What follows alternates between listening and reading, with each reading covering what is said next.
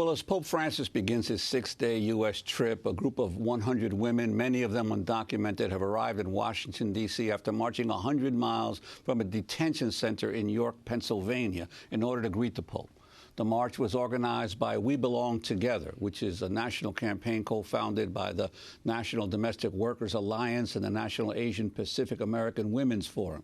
Organizers said the march is intended to send a message that families belong together and should not be separated by U.S. immigration policy. Joining us now is Esmeralda Domínguez. She's a domestic worker who took part in the 100-mile march. She's recovering from bone cancer, and her primary caretaker is her husband, Jesús, who is undocumented. We welcome you to Democracy Now! Talk about the journey that you took and what you would like to say to the Pope if you could speak to him. Thank you for the invitation. It was a hard walk. It's exhausting. You give it all you have, all your strength, all your spirit, physically, mentally, emotionally. It's draining, but we continued on because every step we take it in the name of love, in the name of unity for our family, dignity for all human beings. If I would have a chance to, just one small chance, to have the Pope and be able to speak with him, as a woman of faith, I know he's not going to be able to change the laws of the United States, but what I do know and have understanding is that he can change by his words the hearts of those that are creating the laws this precise moment. So when they do create them, they make them less harsher. And instead of separating families, they make them more uniting. So in my particular case, it is through faith that I'm still walking. It is through love from my family that I'm still here and continue to fight and continue to, not just for my life, but also to keep my family together, because are those same laws that are separating us, and those are the laws that are affecting, criminalizing us, dehumanizing us, taking our dignity away. If I would have him in front of me, I would tell him, I don't even care about the papers. What I want is for him to see through my suffering what many of us immigrants have to suffer when we leave our place of origin in search of a happier place, in search of a safe place, in safe of a place we can call home, where we can belong. And this is one of the reasons why I'm so thankful for We Belong Together, because that is such a powerful message, not just to have dignity for all migrants, but also to bring the crisis of all the migrants that are traveling from across the world, that are at this precise moment coming in, crossing borders, crossing rivers, in trains, walking. Esmeralda, can you describe your own situation? You are a U.S. citizen. You have bone cancer. Your husband, Jesús, is taking care of your children. What are you concerned about? He is not a U.S. citizen. No, my husband is undocumented. I am an American citizen born abroad. My father is an American citizen, and my mother is a Mexican national. We, too, immigrated with my mother back in 1993.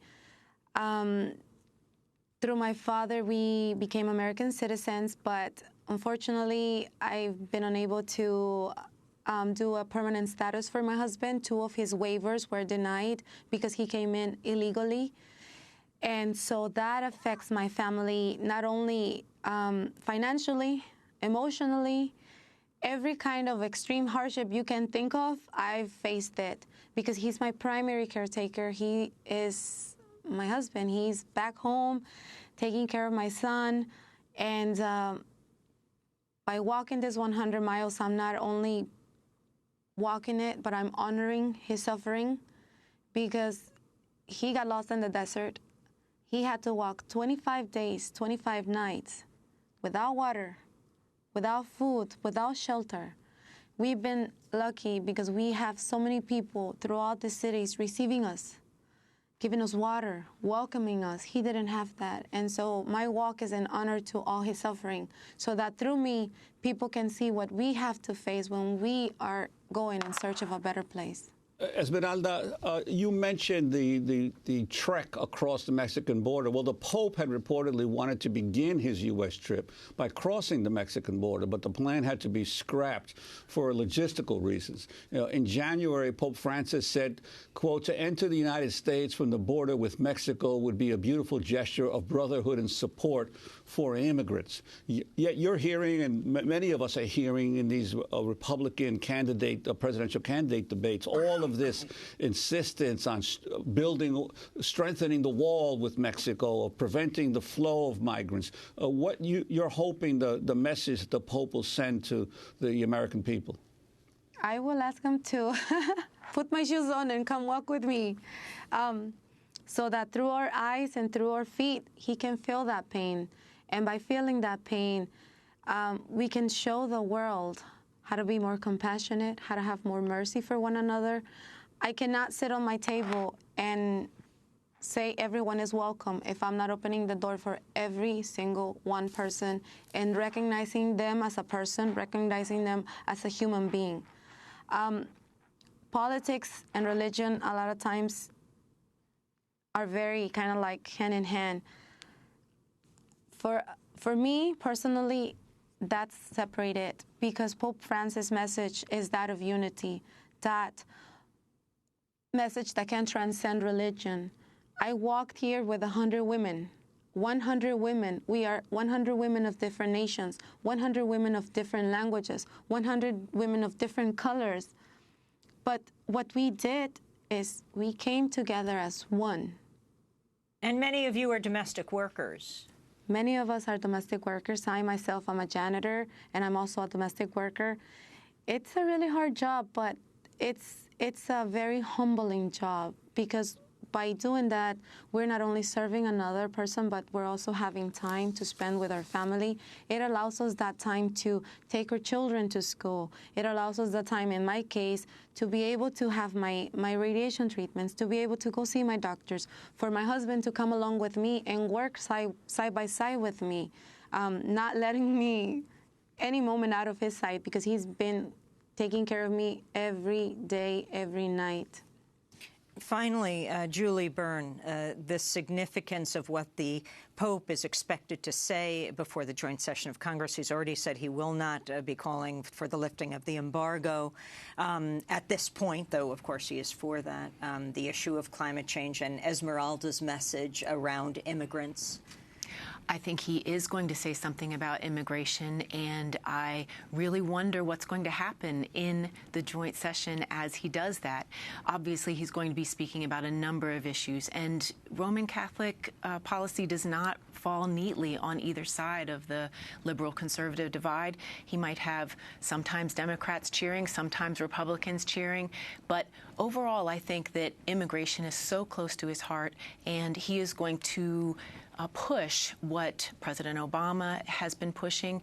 He also is very interested in the margins in general. He's dovetailing in very interesting ways with the racial climate that's been going on in the United States for 2 years now, including the Black Lives Matter movement, insofar as he's visiting prisons. He's going to a prison. He is. He's going to a prison in Philadelphia, and he is, just by going there, calling attention to the unequal imprisonment of people who are brown and black in this country, and saying these lives do matter. I don't think that he is as sensitive to the racial climate in the United States as some people are, but he is coming in sync with that, even if he's unaware of that, just by his stances on these things. And he'll be visiting a prison only weeks after President Obama became the first president to visit an American prison as well.